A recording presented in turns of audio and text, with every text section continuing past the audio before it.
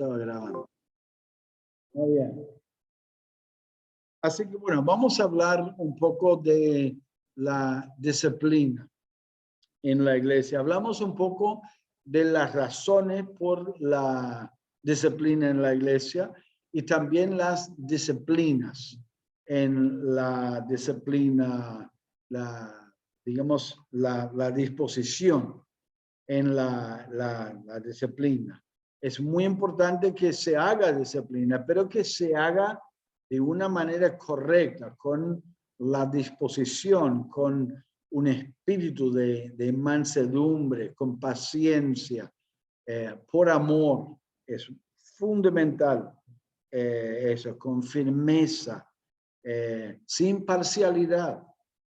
Si es un hijo de una persona importante en la iglesia o si es un hombre grande que no aporta mucho en la iglesia, no debería hacer diferencia. No deberíamos favorecer a uno y ser muy duro y fuerte con otro. Deberíamos tratar a todos por igual. Ahora, hablamos un poco de los objetivos. ¿Cuál es el objetivo de la disciplina? No es simplemente descargar bronca, expresar un desacuerdo o comunicar que estamos enojados porque fulana de tal quedó embarazada fuera del matrimonio o porque fulana de tal otra vez volvió a emborracharse, a hacer algo que estaba mal, o porque un hermano estafó a otro en la iglesia vendiéndole un cachivachi que no valía 2 pesos y lo engañó. No, deberíamos tratar el pecado para que haya una restauración a comunión con Dios. Eso es el objetivo. Fíjense sus notas en la página 19. Objetivos bíblicos para la disciplina. No solo nuestra actitud debe ser correcta para lograr disciplina en la iglesia, sino también nuestros objetivos deben ser correctos.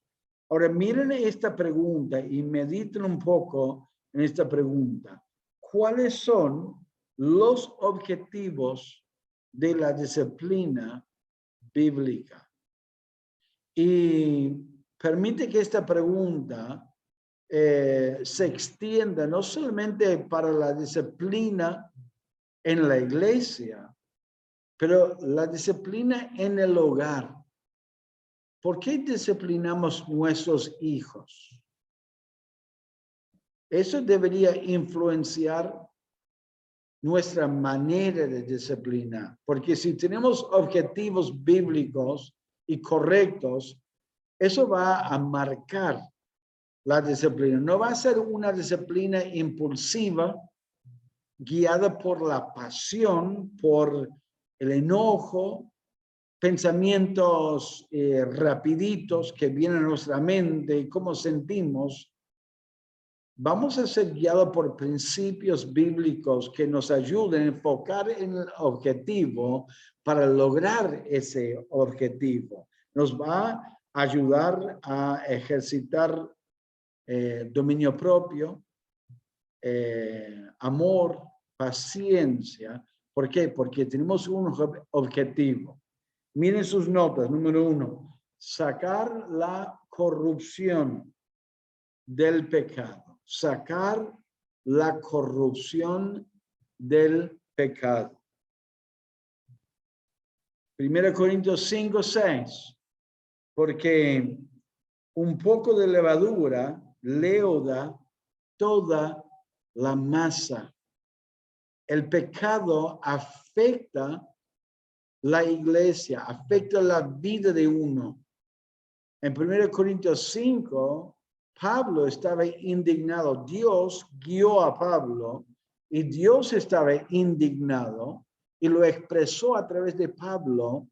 ¿Por qué? Porque en la iglesia había pecado un hombre, estaba durmiendo con su madrastra y un pecado que según las escrituras, según Dios, fue algo ni nombrado entre los gentiles, los incrédulos, y sin embargo, sabiendo ese pecado, nadie decía nada. Y Dios decía y dice, no, ese pecado no puede ser permitido. ¿Por qué? Porque es como la levadura que permea, digamos, o que influye toda la masa, influye a otros. Miren sus notas. Así también el pecado penetra en la iglesia y la corrompe. La historia del pecado de Acán en Josué 7 nos revela la actitud de Dios. Mientras el pecado no fue juzgado, Israel fue derrotado. Se acuerdan delante de Ai, un pueblo muy pequeño, de poca gente. Israel mandó poca gente, pocos soldados, pero fueron derrotados terriblemente.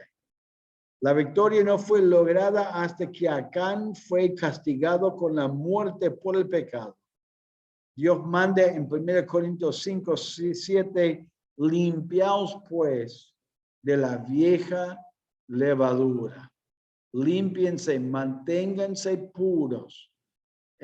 ¿Por qué? Porque el pecado dentro de la congregación influye la vida de otros, influye en las actitudes, influye en la comunión, influye en el poder espiritual.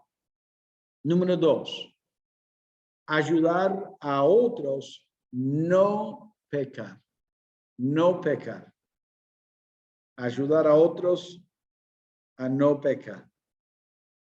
Miren, 1 Timoteo 5 dice, a los que persisten en pecar, repréndalos delante de todos para que los demás también teman.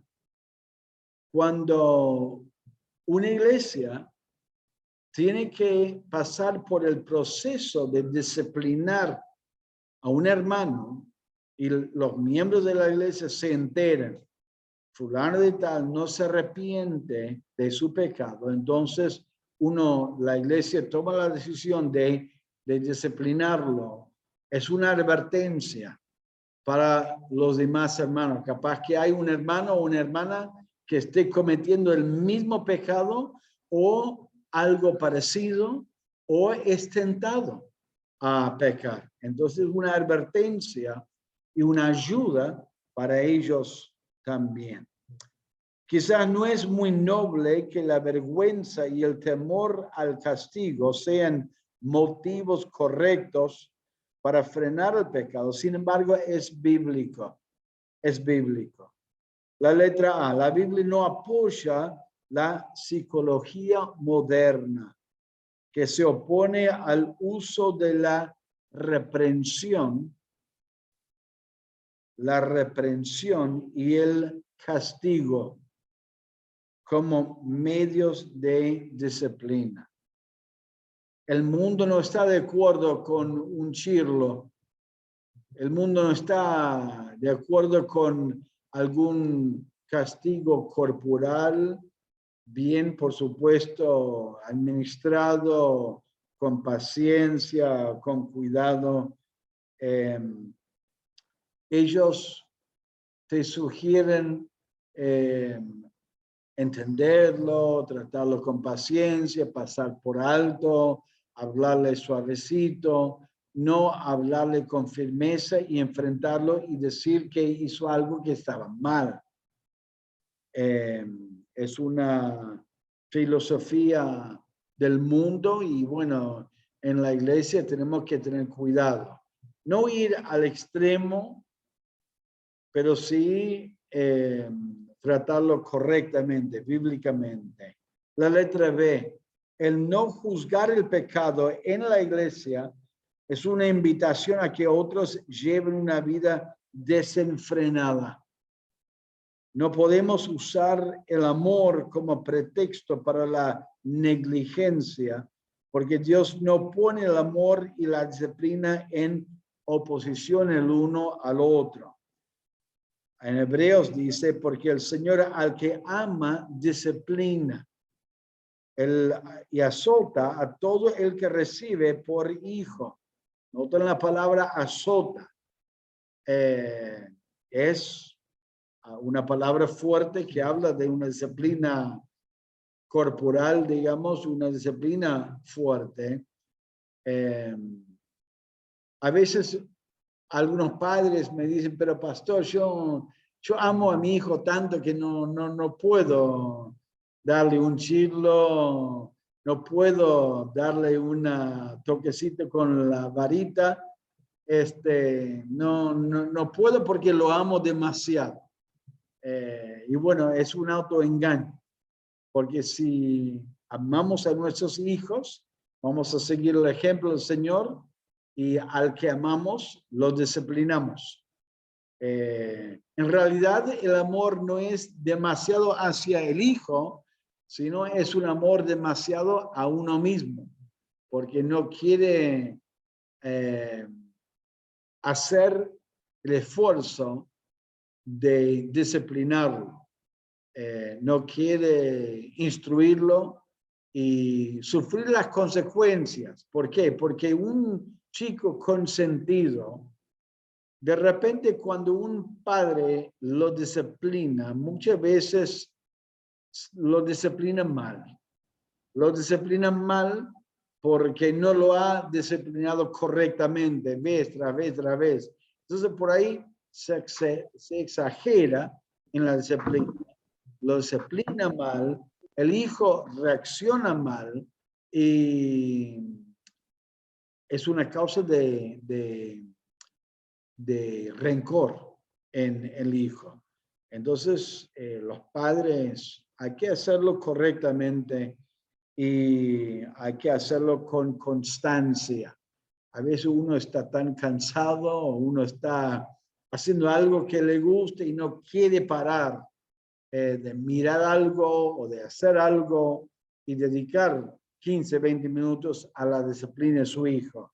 Entonces, se ama a sí mismo demasiado, entonces lo deja pasar y hasta me miran a mí, a veces me dicen, pastor, no puedo hacer nada con ese hijo. Mi hijo no me hace caso. Y yo le pregunto, ¿y cuántos años tiene? Tiene 4 años. ¿Cómo 4 años si no le hace caso? Entiendo un chico de por ahí 19, 20 años, pero por no enseñarle a hacerle caso durante esos años. Pero bueno, es porque no tomó el tiempo de disciplinarlo. Muy bien, la letra C en sus notas. La iglesia tiene el deber y la responsabilidad de refrenar el pecado. Si no lo hace, es una invitación a una intervención divina. Si pues nos examinásemos a nosotros mismos, no seríamos juzgados, mas siendo juzgados somos castigados por el Señor para que no seamos condenados con el mundo. 1 Corintios, las instrucciones que Dios nos da antes de participar de la Santa Cena para juzgarnos nuestro pecado. Si no nos juzgamos a nosotros, si la iglesia no juzga pecado en la iglesia, entonces abre la puerta para un juicio divino fuerte. Y por eso Dios quiere que la iglesia practica la disciplina para ayudar a otros a no pecar. Número 3, otro objetivo. Número 3, obedecer la palabra de Dios. Obedecer la palabra de Dios.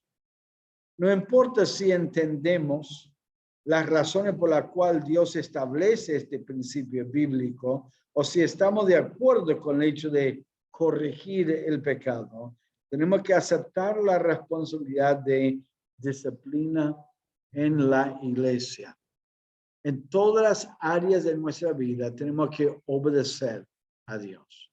Y por más que sea una área difícil, tenemos que aprender a obedecer a Dios y apoyar la disciplina.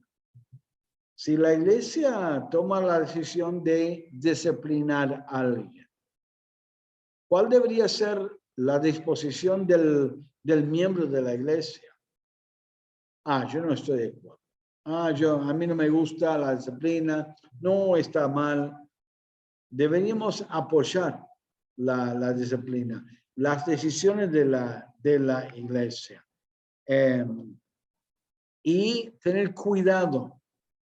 Si la iglesia está tomando pasos de disciplinar un miembro de la iglesia, cuidado con las divisiones.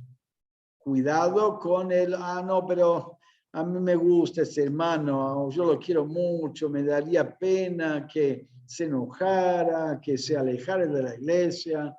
No, pero esta familia es una familia fundamental en la iglesia. Deberíamos tener cuidado con su hija, con su hijo, o bueno, es un familiar mío, mi tío, mi tía, mi sobrino, mi sobrina. Bueno, no sé, es demasiado estricto. Deberíamos apoyar la disciplina. Deberíamos apoyar los hermanos en la iglesia. Y si sentimos que haya algo de división, deberíamos animar a los hermanos a apoyar la disciplina y obedecer a Dios. Número cuatro. Restaurar al hermano que ha caído. Restaurar al hermano que ha caído. Hermano, si alguno fuere sorprendido en alguna falta, vosotros que sois espirituales, restaurarlo. Eso es la disciplina en la iglesia. Gálatas capítulo 6, versículo 1. Fíjense, hermanos, cuando un miembro de la iglesia está en rebeldía, está desobedeciendo a Dios, está en pecado, está practicando el pecado, viviendo el pecado, no está en comunión con Dios. Entonces, por más que vaya a la iglesia, por más que esté dando ofrendas en la iglesia, por más que esté enseñando en la escuela dominical o ocupando algún puesto en la iglesia, si está en pecado y merece ser disciplinado, significa que no está en comunión con Dios. Y está simplemente jugando la iglesia, como diríamos, ¿no? Los profetas menores en el Antiguo Testamento, muchos de sus mensajes eran mensajes de condenación. En nuestra iglesia estamos estudiando los miércoles, cuando a mí me toca predicar, el libro de Amós.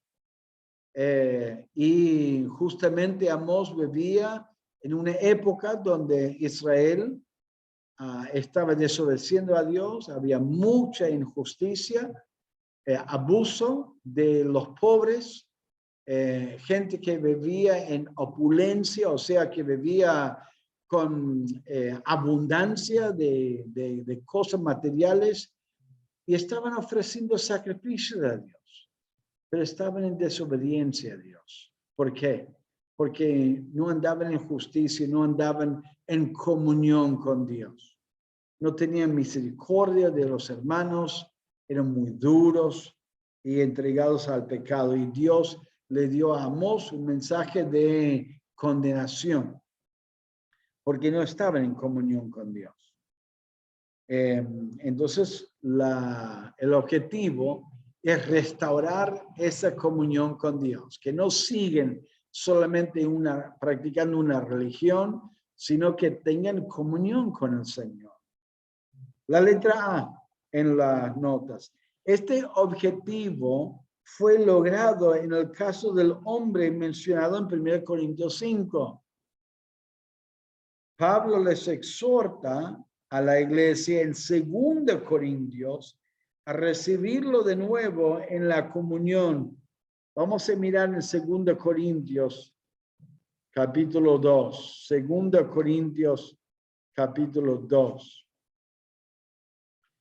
Parece que la iglesia en Corinto respondió a la primera carta disciplinando ese persona. No sabemos quién fue, pero en 2 Corintios capítulo 2, versículo 5, dice: pero si alguno me ha causado tristeza, no me la ha causado a mí solo, sino en cierto modo, por no exagerar, a todos vosotros.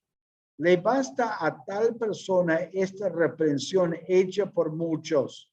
Así que, al contrario, vosotros más bien debéis perdonarle y consolarle para que no sea consumido de demasiada tristeza, por lo cual os ruego que confirméis el amor para con él.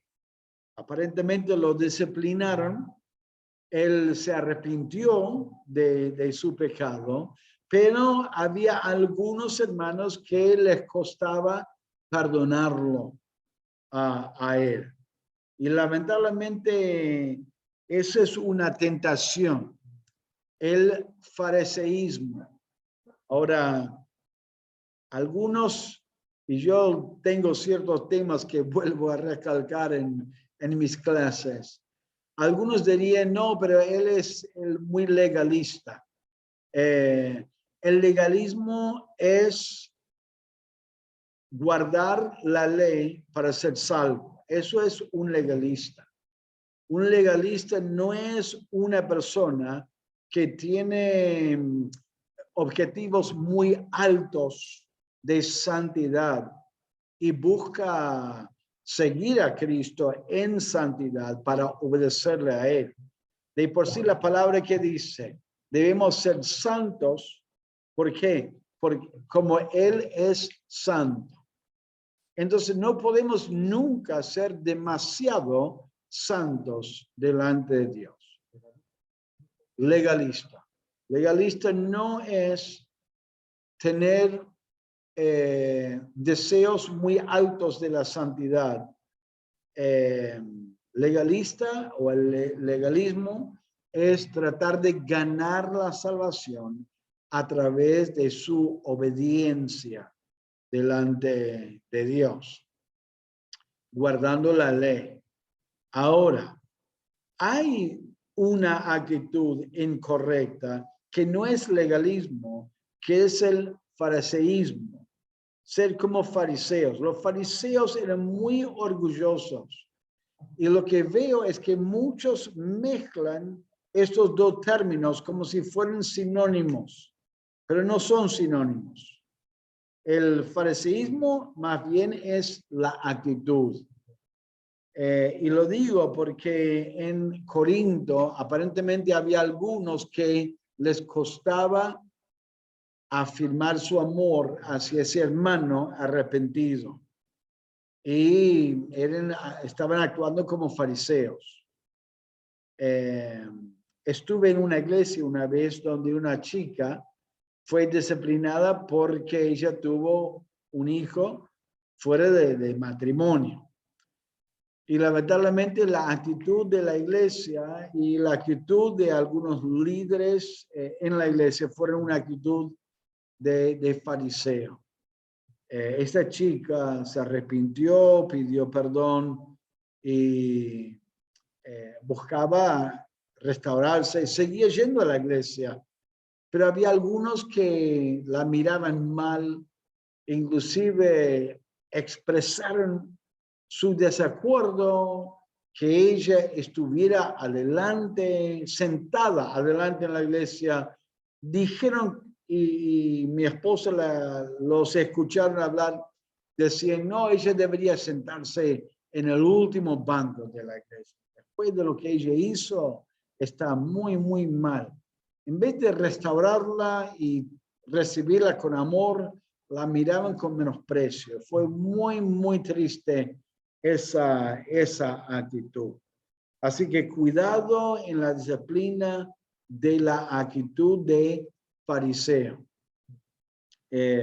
Escuché otra persona, una esposa del pastor, que no podía entender cómo fulano de tal hizo un pecado muy, muy serio porque nunca tendría que haberlo hecho y que su esposo nunca haría tal cosa, pero con un menosprecio muy, muy triste y llamaba la atención. Y yo le digo a los hermanos, todos nosotros somos capaces de cometer cualquier pecado. Quizás usted hoy diría, no, pero pastor, yo nunca haría tal y tal cosa. La verdad es que podríamos hacer cosas muy, muy feas en nuestra vida si no fuera por la gracia de Dios, la ayuda, la protección de Dios. Y la Escritura dice, el que piensa que está firme, mire que no caiga. El orgullo es una de las actitudes que entra en la vida de un creyente que puede hacerle caer terriblemente. La letra B en sus notas. Cuando se toma en cuenta este principio, la disciplina se administrará con amor, lágrimas y oración. Sí, una pregunta. ¿Una pregunta, Matías? ¿Ramón? ¿No? Ok. Muy bien. Bueno, bárbaro, pastor. Buenísimo. Tenemos los objetivos de la disciplina. Sí, estoy de acuerdo. Pero ¿cómo lo hacemos? ¿Cuáles son los pasos? Vamos a hablar de los pasos bíblicos para la disciplina. La letra D en sus notas. La disciplina no es una opción, sino una necesidad en la iglesia local. No es algo personal entre el pastor y un miembro de la iglesia, ni algo personal entre los diáconos y un miembro, sino algo que involucra toda la iglesia. Ahora, en sí, eso es el principio. Hay casos donde toda la iglesia no tiene que enterarse de disciplina. Al contrario, si uno hace lo que dice las escrituras, puede ser que hay muchos casos de disciplina que se corta después del primer paso porque la persona se arrepienta, reconoce su pecado. Ahora, acuérdense que eso es el objetivo, de que la persona que peca y que está haciendo mal, que reconozca que está mal y que confiese su pecado. Si logra eso en el primer paso, entonces muere ahí la disciplina. Ahora, miren sus notas. Ningún miembro de la iglesia puede ser juzgado y castigado sin la oportunidad de presentar su defensa. Como todos somos seres humanos con debilidades propias a la humanidad, por eso debemos cuidarnos de no dar lugar a celos, ni rivalidad, ni prejuicios cuando nos toca un caso de disciplina en la iglesia. Así que siempre debemos dar lugar a la persona a responder a, llámalo lo que quiere, la acusación o la indagación o la pregunta. No es una cosa que uno observa a alguien hacer algo o escuche que alguien haga algo y de repente un día llega a una reunión miembros o algo y escuche que lo están disciplinando. Siempre tiene que haber un diálogo, tiene que haber conversación y en muchos casos la oportunidad de explicarse qué pasó, cómo fue y qué está pensando esa persona. Muy bien, Mateo 18, vemos los pasos que debemos tomar cuando es necesario disciplinar un miembro de la iglesia. Vamos a mirarlo, Mateo capítulo 18. Mateo 18.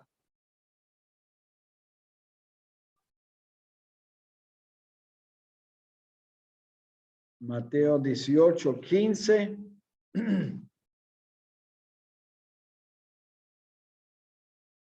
Dice así la palabra de Dios. Mateo 18, 15. Por tanto, si tu hermano peca contra ti, ve y repréndele, estando tú y él solos. Si te oyere, has ganado a tu hermano. Mas si no te oyere, toma aún contigo a uno o dos, para que en boca de 2 o 3 testigos conste toda palabra. Si no los oyere, a ellos dilo a la iglesia, y si no oyere a la iglesia, tenle por gentil y publicano. Algunas palabras que deberían llamarnos la atención es, el primer paso es vos y él solo.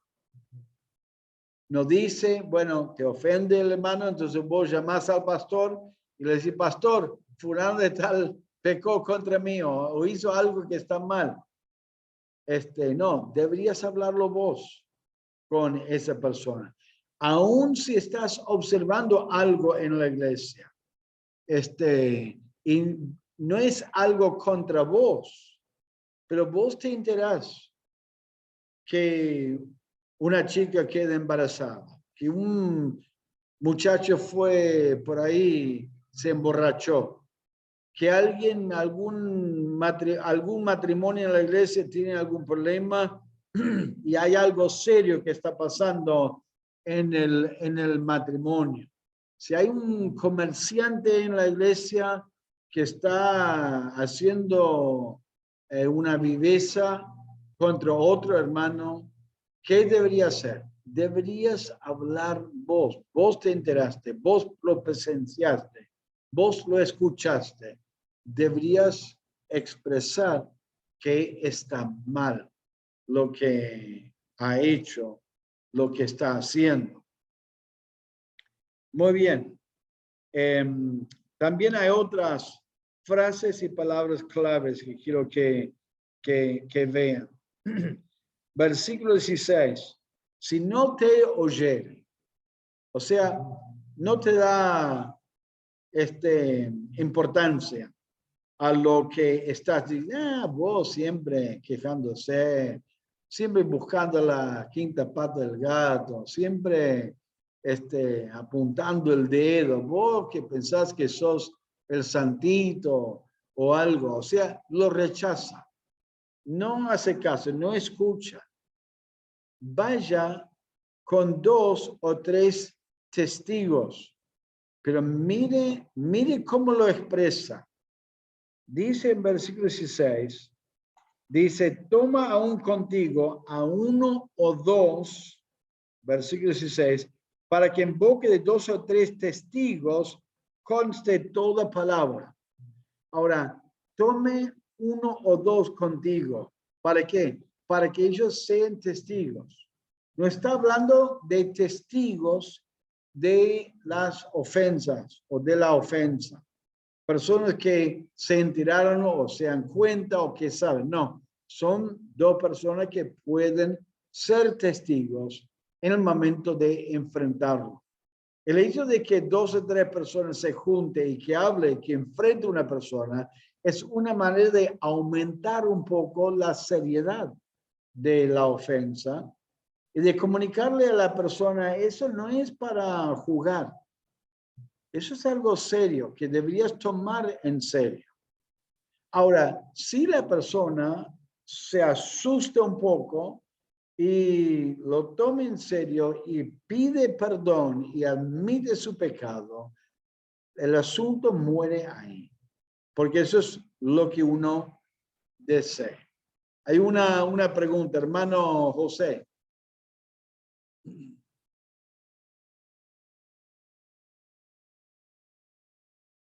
No se escucha nada si estás hablando.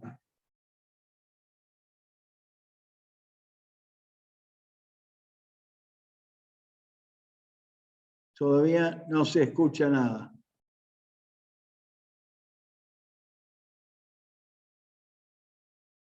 A ver si te puedo ayudar. No.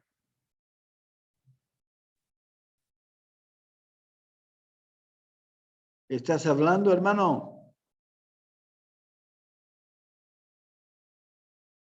A ver. Ah, lo pusiste en el chat. O alguien puso algo en el chat.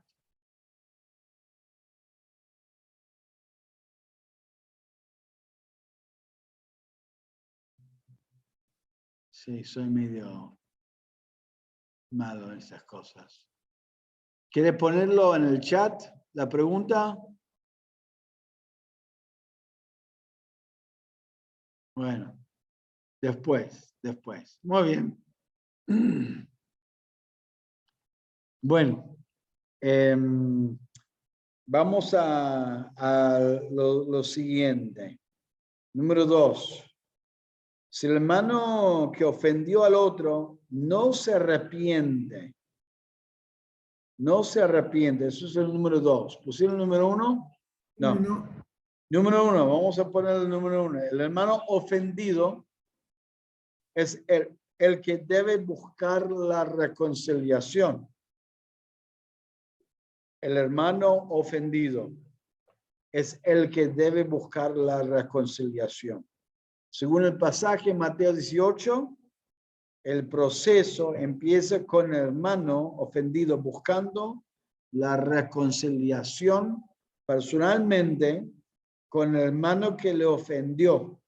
Muchas veces es más fácil ofenderse y apartarse de la iglesia. Por supuesto, eso no debería ocurrir. Muy bien. Número 2. Si el hermano que ofendió al otro no se arrepiente, hay que llevar 2 o 3 testigos. Los testigos establecen que el hermano ofendido ha intentado arreglar el asunto correctamente con el otro hermano. También demuestra al culpable la importancia de lo que ha hecho y provee testigos necesarios si el caso es traído ante la iglesia. Porque si uno va solo, y después va a la iglesia para poder constatar de que realmente lo trató correctamente, lo enfrentó y que el otro rechazó y no se arrepintió, hace falta testigos. Hace falta testigos. Muy bien. Hay una pregunta, hermano José, aquí. En Corintios habla de sufrir el agravio y también muchas veces si pequen contra nosotros podemos perdonarlo sin necesidad de exigir una disciplina. Eso es cierto, eso es cierto. Por eso también hablamos de las necesidades de la disciplina en la iglesia. La falsa doctrina, la división, la inmoralidad. Hay razones por las cuales uno debería iniciar estos pasos de disciplina. Y claro, sí, expresé algún caso, por ejemplo, de un hermano que estafa a otro hermano de plata, podríamos ver quizás la posibilidad de que el hermano aguante la estafa. Lamentablemente conozco hermanos que han sido estafados de plata en la iglesia, la venta de algún vehículo o algo, que es algo muy triste. En algunos casos podría ser una opción de soportarlo y esperar en Dios y pedirle a Dios que Él actúe de acuerdo a lo que Él piensa. Pero en el caso de personas en inmoralidad, borracheras y otros pecados, división, falsa doctrina, chusmerío, que afecta a la iglesia, es necesario en algunos casos, pero es cierto, es una buena observación que nos ayuda a pensar dos veces. Claro, una persona podría entusiasmarse con esa nueva doctrina de la disciplina y decir, bueno, lo voy a usar para que esa persona que no me saludó el domingo pasado y sé que está enojado conmigo, que por fin lo corrija y que la gente se dé cuenta que me está tratando mal. Sí, hay que tomarlo bíblicamente y estudiar si es un caso de dar la otra mejilla o de realmente enfrentarlo con su pecado. Muchas gracias por la observación. Muchas gracias. Muy bien. El número 3. Si el hermano que ofendió no se arrepiente, tiene que ser llevado delante de la iglesia. Delante de la iglesia. La iglesia, los miembros de la iglesia local deben disciplinar al culpable si no hay confesión y abandono de pecado. Por supuesto, es importante establecer que uno no va a disciplinar a otro miembro de la iglesia por una cosa insignificante. Deberíamos estar dispuestos a sufrir y soportar ciertas ofensas de otros y perdonarles. Efesios capítulo 4, versículo 1 al 4. Recién hablamos de eso. Número 4. Cuando el hermano disciplinado confiesa y abandona su pecado. Confiesa y abandona su pecado.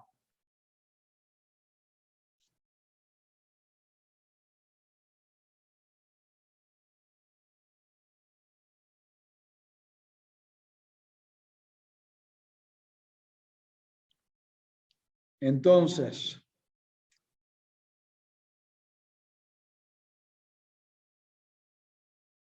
eso es la idea de la disciplina. Que uno busca la confesión y abandono. Si no hay confesión y abandono, entonces es importante, habría que llevarlo, perdón, me confundí en la frase. Número 4, estamos en el número 4, confiesa y abandona su pecado. Debe ser restaurado a la comunión de la iglesia. Cuando el hermano disciplinado confiesa y abandona su pecado, debe ser restaurado en la iglesia.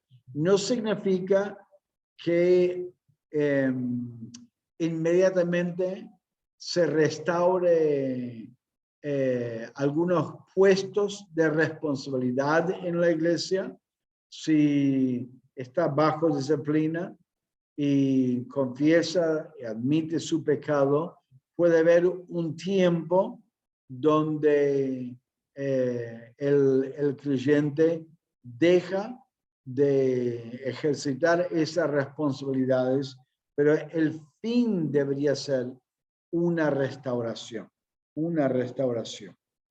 El objetivo es la restauración del hermano. Sería prudente comprobar la actitud arrepentida del hermano disciplinado, dejándole inactivo de cualquier responsabilidad que tenía cuando no estaba bajo disciplina. Sin embargo, la iglesia debe recibir al hermano bien y no tratarlo con desconfianza. Algunos de esos detalles de la restauración deberían ser decididas por la iglesia y debería haber un acuerdo, debería haber cierta armonía en cuanto a esas decisiones. Y quiero decir una cosa, no tiene que haber unanimidad en la iglesia. Y quiero animarles a los hermanos. Si la iglesia está disciplinando o en el proceso de disciplina, en algún momento debería haber una especie de voto. No es que, bueno, hermanos, fulano de tal hizo tal cosa, el hermano fue y lo enfrentó, no le hizo caso, fue con 2 o 3 testigos, no le hizo caso tampoco. Entonces, yo lo voy a disciplinar y no, como pastor, no va a participar de la Santa Cena, no vamos a dejarle enseñar su escuela dominical. Y yo quiero que los hermanos no les saluden por un tiempo y que no tengan contacto con esa persona. Supongamos que eso es lo que yo estoy pensando, pero no es algo unilateral que yo lo hago hacia esa persona. Es algo que hablamos entre la iglesia y la iglesia vota, y puede haber alguno que tenga una óptica diferente y de 25 votos o 40 votos hay 30 a favor y 10 en contra. ¿Y qué hacemos ahí? La iglesia toma una decisión y deberíamos apoyar la iglesia. ¿Quién sabe por qué están votando en contra?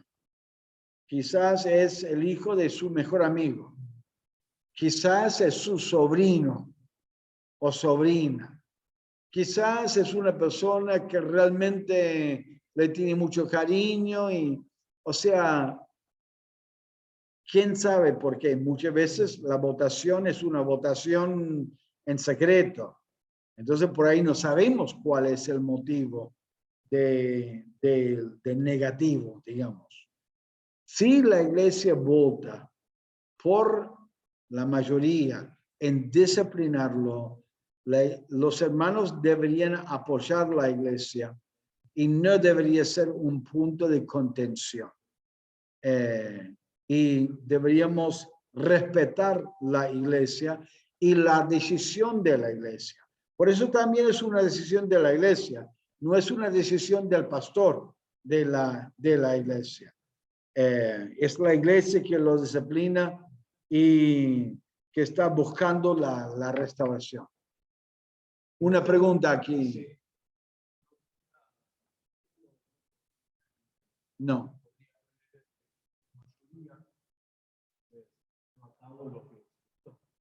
Sí.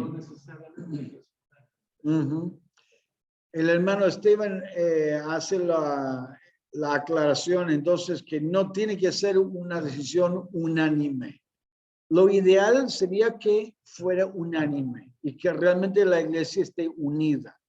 Pero conociendo que los miembros de la iglesia pueden estar en distintos niveles de madurez, de conocimiento espiritual, por ahí alguno no está de acuerdo.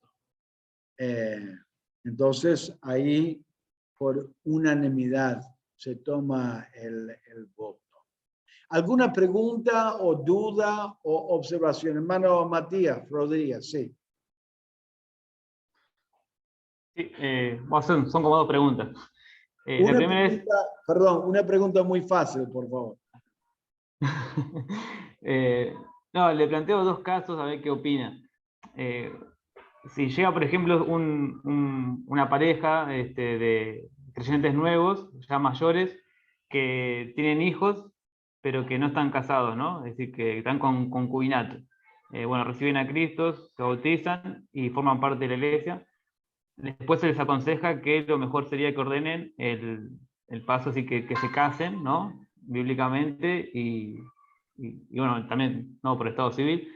Pero ellos, por cultura o por otros motivos, deciden no casarse y esa decisión se mantiene en los años, ¿no? Y pasan años y eso sigue sin solucionarse.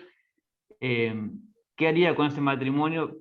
Ellos muestran fidelidad, por ejemplo, en todo lo demás, ¿no? De asistir, de congregarse en oración, muestran un crecimiento espiritual, pero en ese punto públicamente no se ve ese paso de obediencia. ¿Qué se haría en ese caso?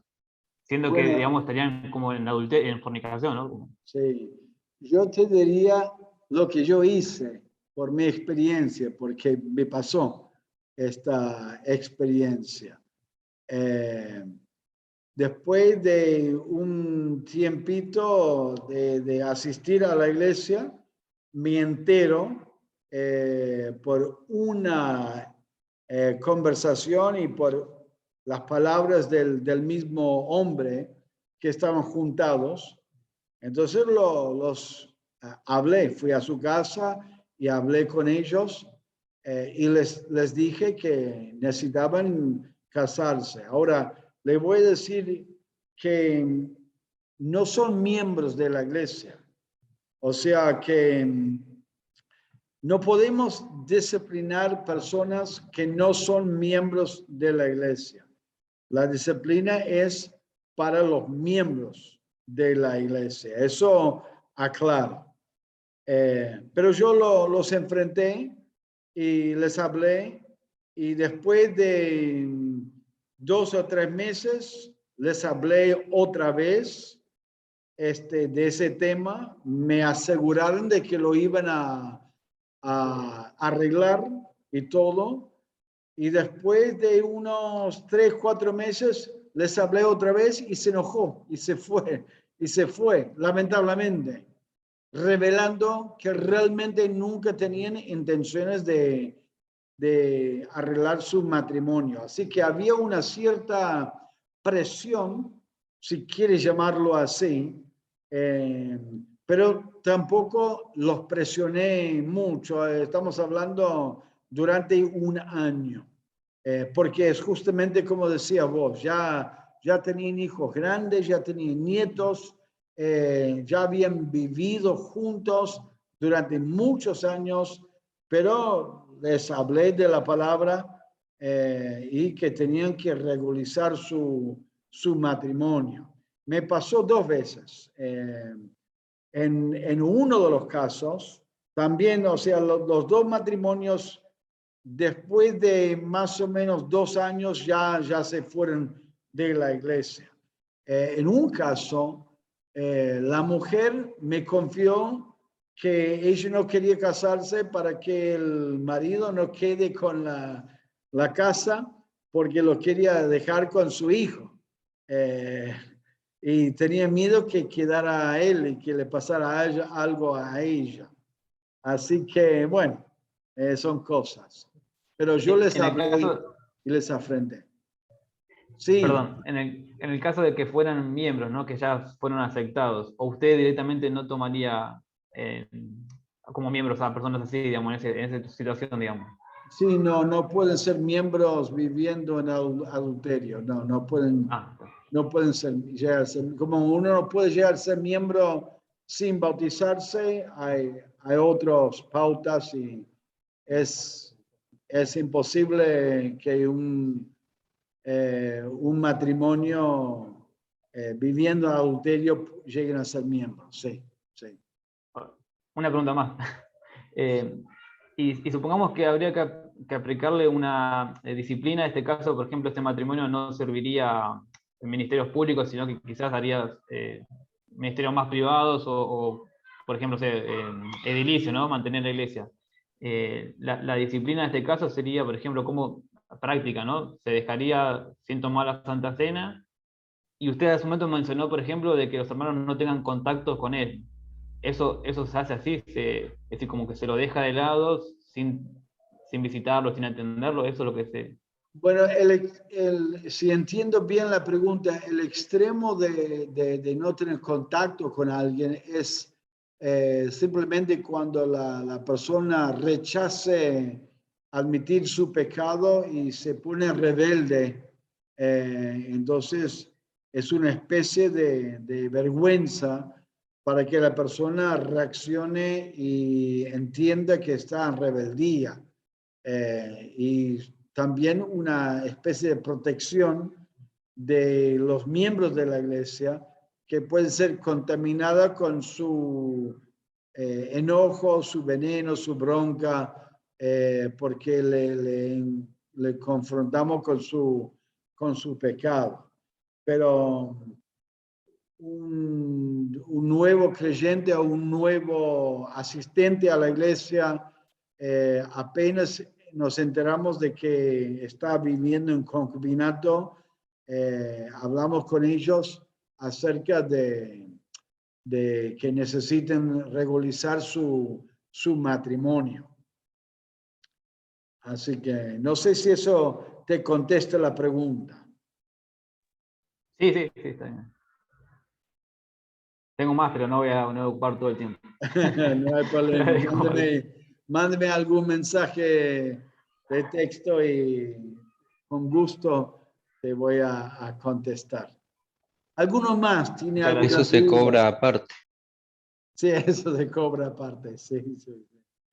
¿Alguno más tiene pregunta, duda o comentario para añadir? Sé que algunos vienen de experiencias muy diferentes. Por ahí uno quisiera compartir una confirmación de lo que estamos estudiando.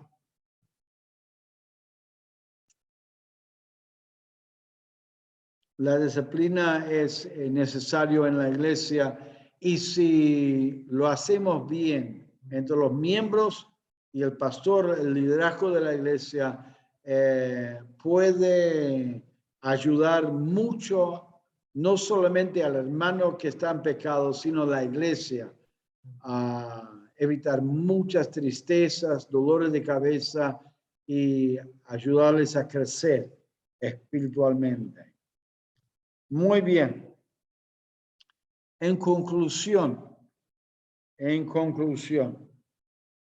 la disciplina en la iglesia es bíblica y necesaria para mantener el testimonio de la iglesia delante de los incrédulos y mantener una comunión veraz y profunda con nuestro Señor Jesucristo. Y no vayan a pensar de que los familiares de los miembros de nuestra iglesia no están observando y viendo la vida que están viviendo los miembros de nuestra iglesia. Hasta la disciplina y la corrección en la vida de un miembro puede ser un testimonio a familiares incrédulos, comunicándoles que nuestra iglesia es una iglesia seria, que no permite cualquier cosa. A ver, hay una pregunta o duda acá. Se puede expulsar a un miembro en algún caso determinado. Si entiendo bien la pregunta, la expulsión es una posibilidad para cualquier miembro de la iglesia. Es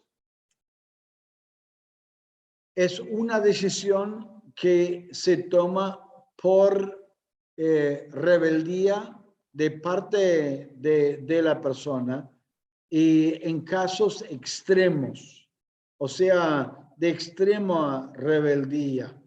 En un sentido, si la persona, si hay una disciplina que uno inicia, ya establecimos que no es por cualquier pavada, no es por cualquier pecado, es algo serio.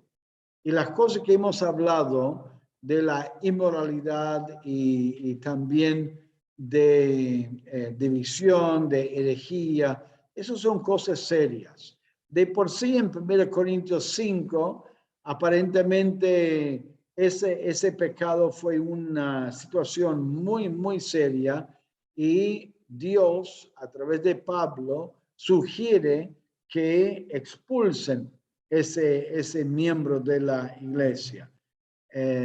Pero sacó buenos resultados, la persona se arrepintió.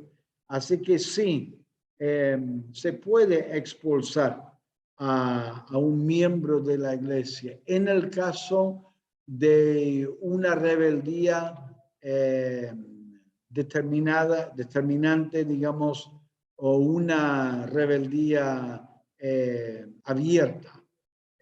Probablemente la persona misma se va a autoexpulsar en el sentido de que no va a seguir asistiendo la iglesia, pero en el caso de que no haga caso y quiera insistir en asistir a la iglesia sin arrepentirse, se puede expulsar.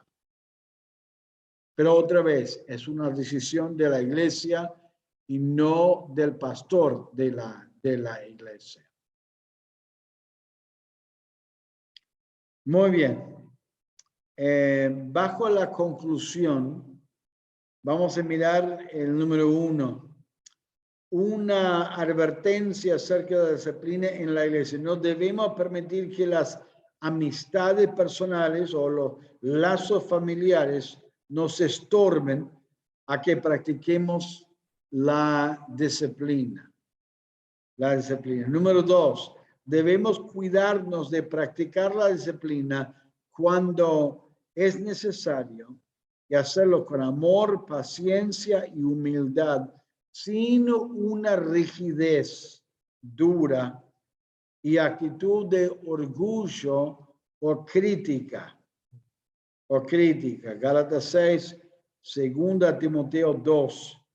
El siervo de Dios no debería ser contencioso, o sea, debería tener un corazón tierno, sensible y lo haga, guía a la iglesia en la disciplina para el bien del hermano o la hermana desobediente. Siempre está dando oportunidad de que la persona se arrepienta y está dispuesto a perdonarle, no mirando con reojo, bueno, lo vamos a poner bajo prueba para ver si realmente estás arrepentido.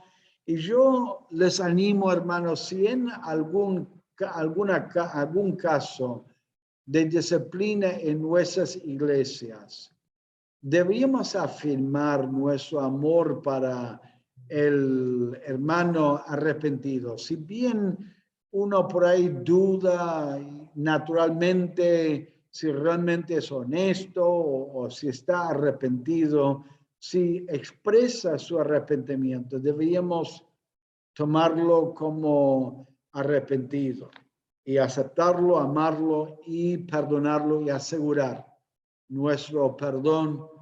He escuchado de muchas iglesias donde un hermano fue disciplinado, se arrepintió y expresó su arrepentimiento, y la iglesia levantó la disciplina, y los hermanos todos dieron un abrazo, expresaron su amor hacia el hermano y lo recibieron con ganas, no con reojos, sino realmente dispuesto a aceptarlo y olvidarse.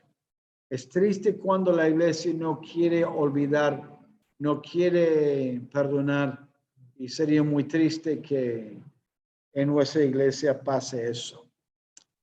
A ver, una pregunta más, alguna duda, algo más. Bueno, vamos a aprovechar que terminamos ese sector y vamos a tomar algunos minutos de descanso, estirar las piernas y volvemos en 10, 15 minutos. Muy bien.